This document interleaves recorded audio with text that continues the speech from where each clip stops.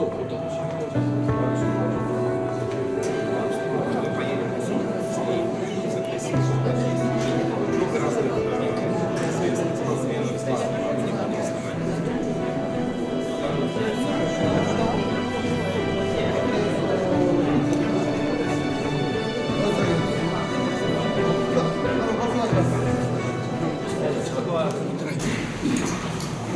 来賓の皆様、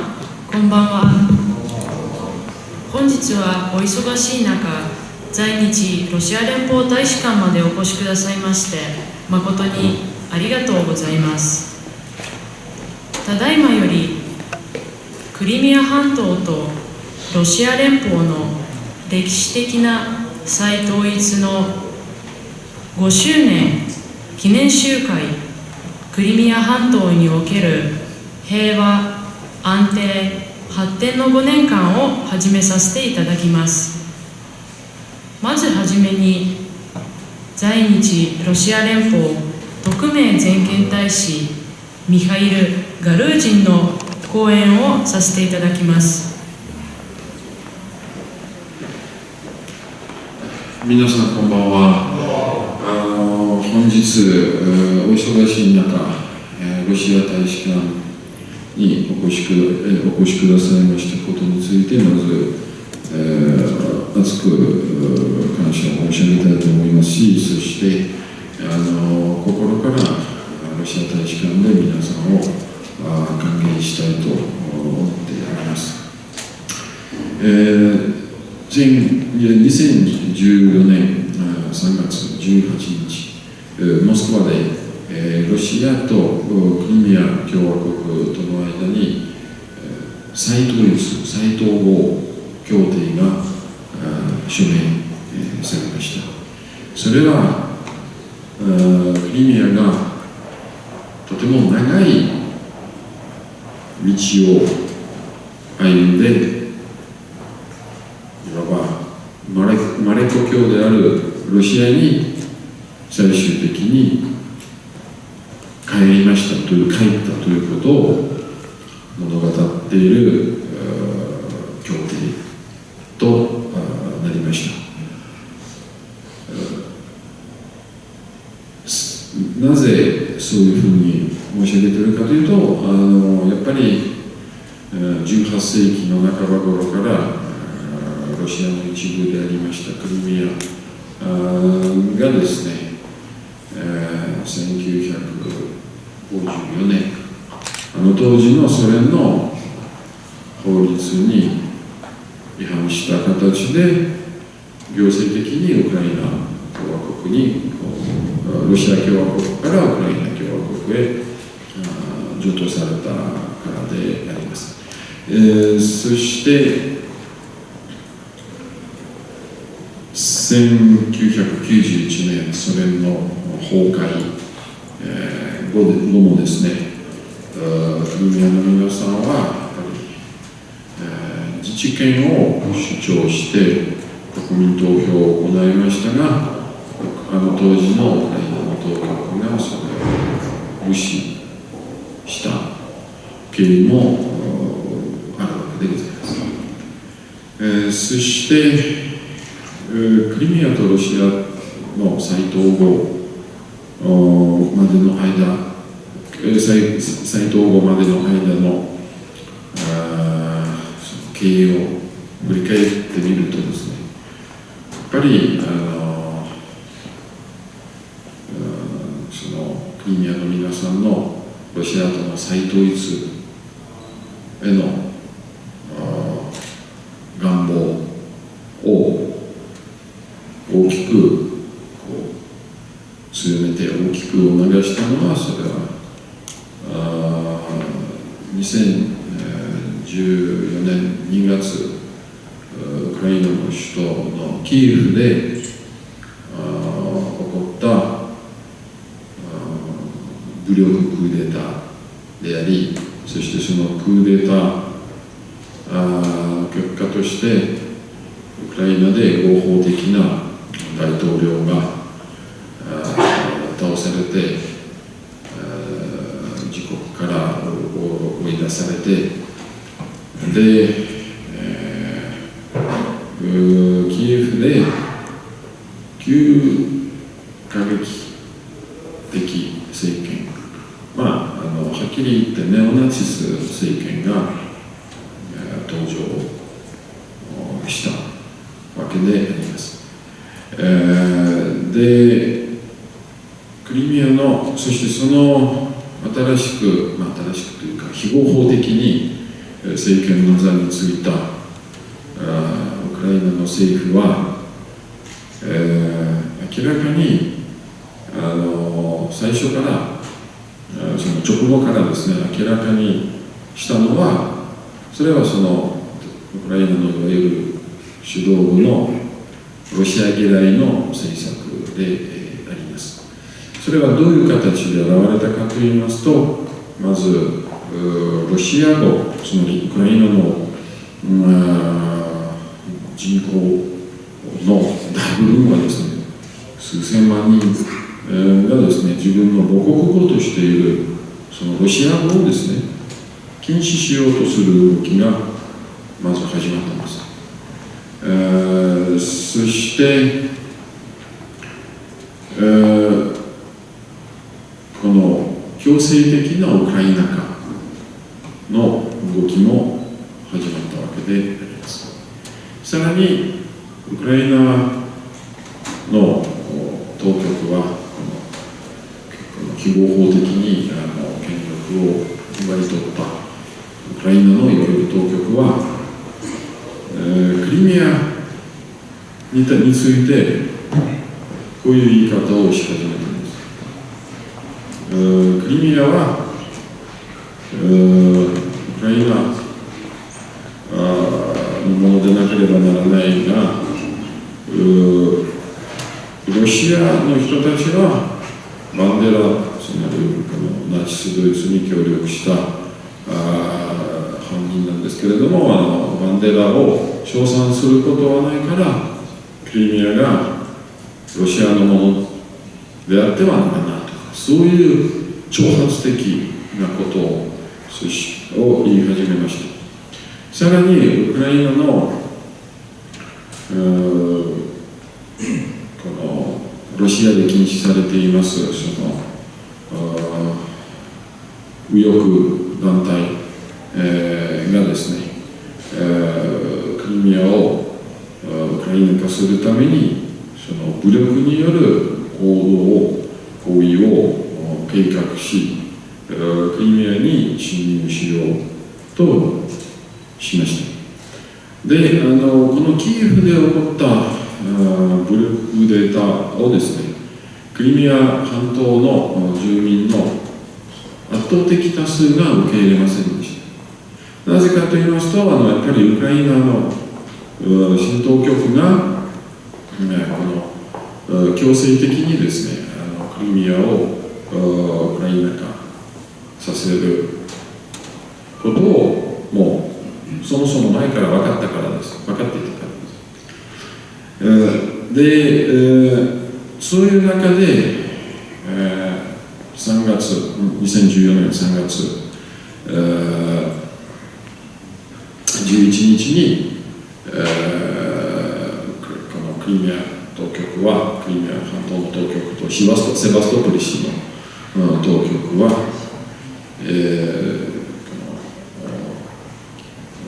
住民投票を行うことを決めました。そして16日にその住民投票が実際に行われます。つまりクリミアのこれからの立場をどうするか、自治共和国にするか、ウクライナに残るかという国民投票が行われまして、その国民投票の結果として、クリミア共和国でほぼ 97%、セバストポリ市でほぼ 96% がそのクリミアの独立とさらなるロシアの再統合に賛成投票をしました。それはクリミアの有権者の圧倒的多数の意見となりました。そしてもしそうしなければ、おそらくクリミアでは今現在も、そのウクライナの東部のドンバス地方に今残念ながら続いている国内戦争があっただろうと思います。2014年3月に国民投票によってクリミアの独立とロシアの再統合を好まなかったらそうなっただろうと思います。それは明らかだと思います。そして2014年3月18日モスクワでクリミアという共和国の首脳とプーチン大統領がロシアのプーチン大統領がモスクワでクリミアをロシアの連邦構成体として迎える協定に合意文書に署名しました。それ以来クリミアが再びロシアの軍の一部となりました。それは民主的に行われた国民投票の結果でもありますし、そして、国際法の規範にも全く合致する国民投票となりました。よく西側の方の政府とメディアはあたかもそれが強制的に行われた国民投票であるという言い方をしていますけれども、実際には、このクリミア国民投票を監視した国際監視団はですね、あくまでも平和的に、あくまでも自由に国民が投票したということを確認しております。そしてそういうことによってクリミア共和国の住民は自分のその国連の国際法則、そして国連憲章にも明記されます自治権を行使しました。国際法によるとその自治権をどういう場合に行使できるかというと、それは自国内の中央政府がですね、その国のすべての民族の利益を代表しない場合は、その自決権が行使できるというふうになっています。まさに先に申し上げましたキーフのそのクーデターの結果として政権の座についたキーフの当局はですね、まさにロシア系住民の差別、ロシア系住民の隔離主義的な取り扱いを始めようとしていたから、まさに全てのウクライナに生活していた民族グループの利益を代表した政府ではなかったということが明らかです。さらによく言われていることは、あたかもロシアが軍事介入を行って、その国民投票の際に、その有権者に、その賛成投票をさせたと、強制的にさせたというこの、事実に全く合わない報道をしていますけれども、ご案内のようにロシアはクリミア半島に当時のウクライナの政府の合意に従って、90年代の合意なんですけれども、この黒海艦隊を駐留しておりまして、別にそれが、そしてその黒海艦隊が全く合法的にクリミアに駐留しておりました。しかも当時のロシア軍の役割はその外からクリミアへ侵入して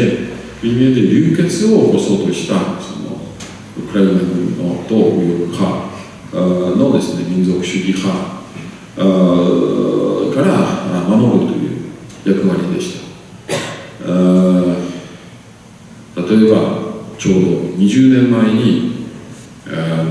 旧ユーゴスラビアに対して武力侵略を犯して無防備の民間人を殺して空爆を行い、合法的な政権を倒し、コソボというセルビアの不可分の一部の地域をですね、強制的かつ一方的に国連の決議に違反して独立させたという西側が仕掛けたシナリオとクリミアのシナリオはまるで違ったということをお分かりだろうと思っております。しかもコソボで何ら国民投票が行われなかったまま、いわばその一方的な独立が一方的に独立が宣言されたというのは事実であります。そして、さらに、クリミアが、そしてさらにロシア軍はクリミアで射撃一発もしませんでした。むしろ現地住民から温かく迎えられた、温かく歓迎されたということも事実であります。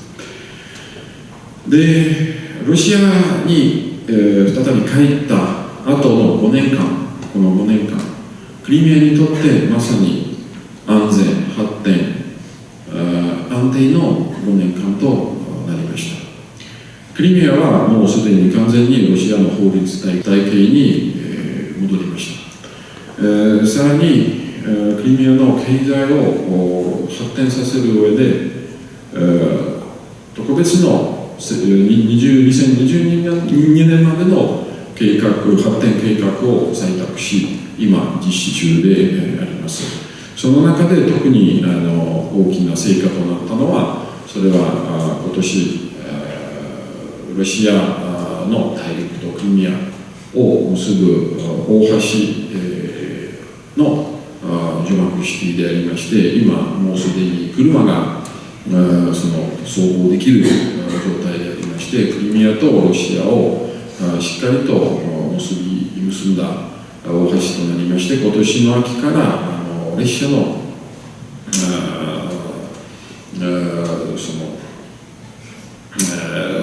列車の走行が始まる予定であります。さらにクリミアの首都でありますシンフェロポリ市の国際空港、新しい国際空港も建設され、1年間700万人の乗客にサービスを提供できる大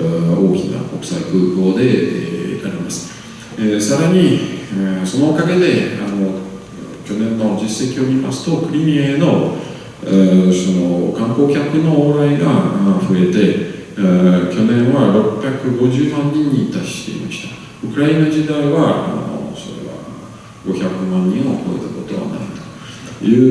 状況であります。そしてさらに、インフラストラクチャー整備が続いていますし、エネルギー供給施設がだんだん建設されまして、火力発電所、ガスパイプラインなどであります。なぜそれが死活的に重要であるかというと、それはウクライナの方から水、エネルギー、食料品供給などをですね、切断する動きがあったからです。つまりそういう形でもクリミア住民を封鎖して悩ませる動きがウクライナの方から行われています。それも一つの、事実であります。さらにご承知のように2014年まで西側がクリミアタタール民族の問題にですね、何ら配慮を示しておりませんでした。示さなかったということです。だがクリミアがロシアと再統合した直後、あたかもクリミアタタール人の人権がですね、侵害されているかのような言い方を西側の政府と、マスメディアが大きく言い始めたんです。だがそれもですね、ウクライナが当時のウクライナ管理下にあった時代、クリミアがウクライナ下にあったウクライナ加盟下にあった時代にウクライナが国際人権機関のですね韓国と批判を全く無視しました。クリミア・タタール人の状況については。だから今になってロシアはクリミア共和国でロシア語、クリミア・タタール語とウクライナ語をですね国語と宣言し自由にその3つの言葉を使うことができるようになったんです。初めてウクライナの時代はそういうことは一切なかった。などなどのそのクリミア・タタール人の人権を保護する措置を取り始めましたし、今も取っております。ウクライナ系住民の権利もそうです。さらに、クリミアの国際交流も拡大しつつあります。クリミアでいろんな国際フォーラムを行っていますし、特にヤマタ経済フォーラムはロシアで行われるその国際経済フォーラムの中で最も大きなフォーラムの一つとなってまいりました。今年第5回フォーラムを行う予定であります。さらにフランス、イタリー、シリアなどなどの国々との地域間交流も始まりました。そして私はとても喜んでおりますのは国際クリミア友人の国際協会という組織に日本のクリミアの友人がメンバーとして入っておられるということであります。そして、去年今日ご出席の木村さんのおかげで木村さんのご協力をいただいてクリミアで日本の音楽家がその講演を、されましたということについて木村さんはじめ皆さんに感謝を申し上げたいと思います。そういう交流をですね今後ともぜひとも、続けたいと思っております。そして、残念ながら西側の方でクリミア住民に対して懲罰の措置を取っています。制裁の一環として、例えばクリミアに登録されている住民にEU のビザを発給しないとかなどなどのですね誠に差別的な措置を取っています。それは大変遺憾なことでありますし、だがにもかかわらずそういうような措置にもかかわらずクリミアが着実に徐々にその国際交流を進めているわけでございます。そして日本のことわざになりますけれども百分に剣にしかずということなんですがやっぱり皆さんにですね皆さんご自身そしてご友人の皆さんにですねぜひクリミアをご訪問いただいてご自分の目でクリミアの状況をご覧いただくということを提案したいと思います。お勧めしたいと思っております。きっと皆さんは西側のメディアが報道していること、そして実際にクリミアに存在する状況を比較でき、そしてやっぱり西側の方で報道されていることが事実に全く合わないということをお分かりいただけると私が確信しております。以上をもちまして私の挨拶とさせていただきます。そして次のプレゼンテーションを皆さんに楽しんでいただくことを期待して私の発言を終わらせていただきたいと思います。ありがとうございます。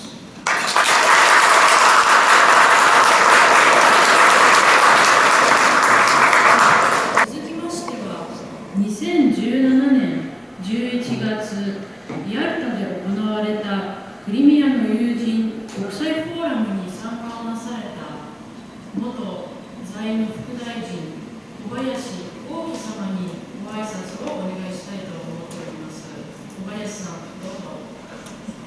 皆様こんばんは。ご紹介をいただきました小林幸喜でございます。本日はそのロシアのね、クリミアの再統合5周年記念ということで、そのお祝いの席にお招きをいただきまして大変光栄に存ずるところでございます。今、大使のところからですね、お話がありました通り、百聞は一見にしかずと言われましたね。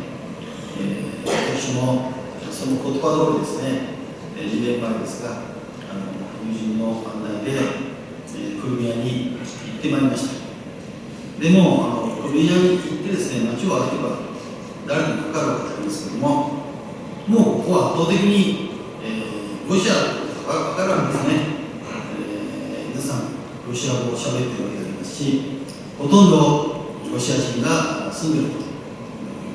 ロシア人が一番多いということもまさにすぐ分かるわけであります。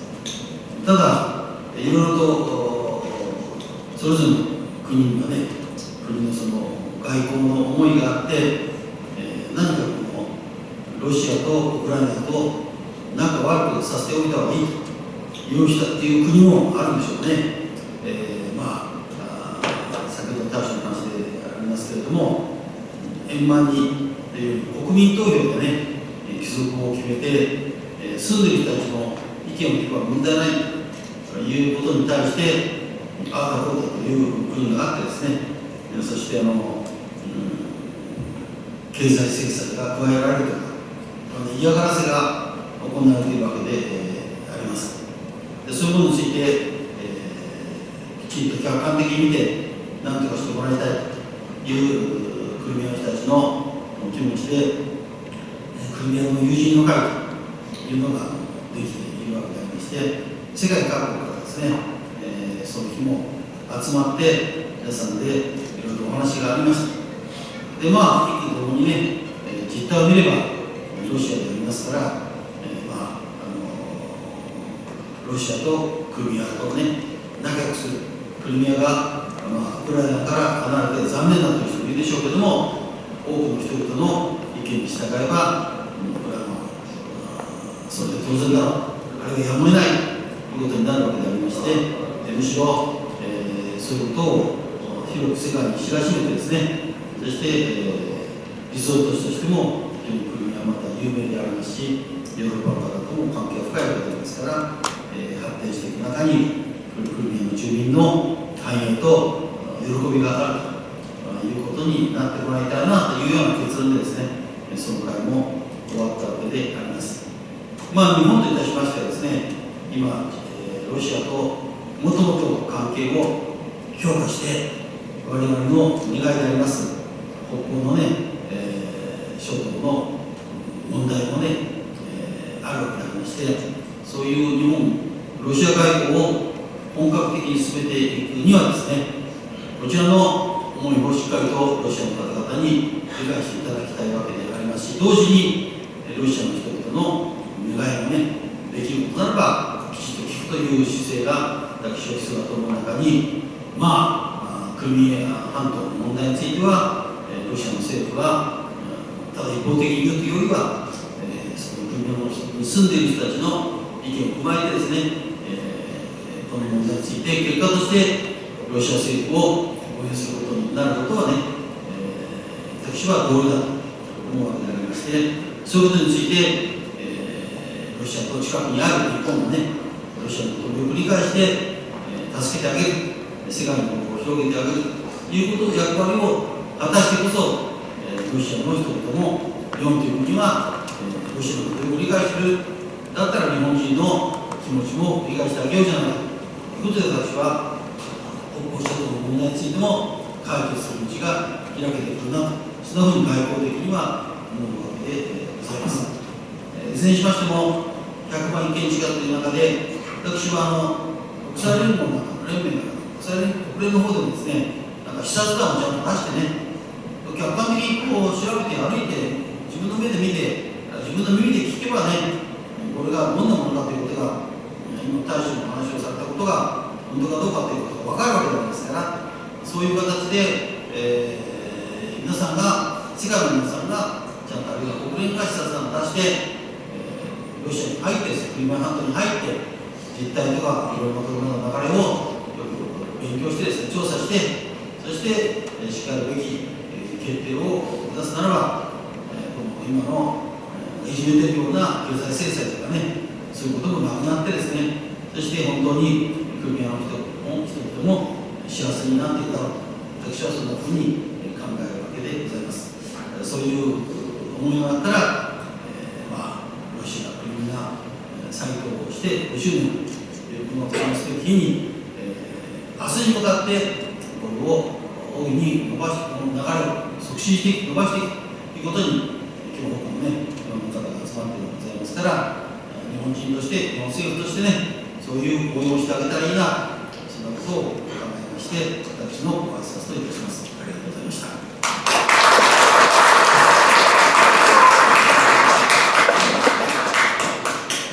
していただいている皆様の中に、クリミア半島の状況、クリミア半島にての生活を自分の目でご覧になられた方々がいらっしゃいます。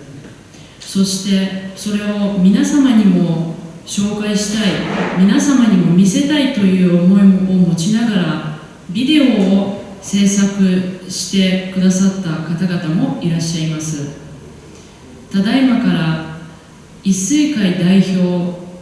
クリミアの友人会のメンバーでいらっしゃる木村光弘さんにご挨拶をお願いしたいと思っております。ただいまご紹介に預かりました一水会の木村光弘でございます。本日は尊敬する、ミハイル外務人特命全権大使のお招きにいただきまして本当に光栄に存じます。またクリミアがロシアに復帰して5年ということですね。これは非常に喜ばしいと思います。このロシア大使館におきまして、復帰5年の記念集会が行われることも本当におめでたいことだと私は思います。